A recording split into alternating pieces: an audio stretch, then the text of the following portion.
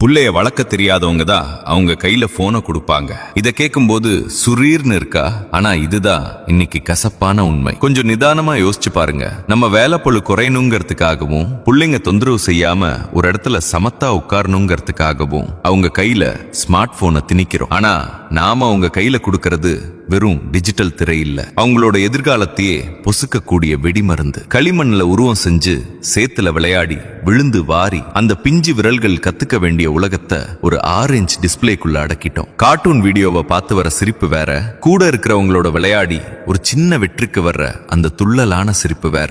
கூகுளும் யூடியூபும் எல்லாத்தையும் சொல்லி கொடுத்துட்டா அப்புறம் அந்த பிஞ்சு மூளை எதுக்கு வேலை செய்ய போகுது? அவங்களோட கற்பனை திறன் அங்கேயே முடங்கி போயிடுது. பெற்றோர்களே, ஒரு நிமிஷம் கவனிங்க. பிள்ளைங்க அழுது அடம் பிடிக்குதேன்னு போனை கொடுக்கறது பசிக்குதுன்னு கேட்கிற குழந்தைக்கு விஷத்தையே உணவா கொடுக்கறதுக்கு சமம். நம்ம பிஸியான வாழ்க்கையில இருந்து ஒரு மணி நேரம் ஒதுக்கி அவங்க கூட விளையாடவோ பேசவோ முடியாத அளவுக்கு நம்ம என்ன சாதிக்க போறோம்? போனை கொடுத்து அவங்கள கட்டுப்பாட்டுல வைக்கிறோம்னு நினைச்சா உண்மையிலேயே நாம அவங்கள ஒரு டிஜிட்டல் அடிமையா மாத்திட்டு இருக்கோம். பிள்ளைகளுக்கு தேவை நீங்க வாங்கி கொடுத்த லேட்டஸ்ட் மாடல் போன் இல்ல, உங்களோட நேரம் மட்டும்தான். அவங்களோட இளமை கால நினைவுகளை பலி கொடுக்காதீங்க.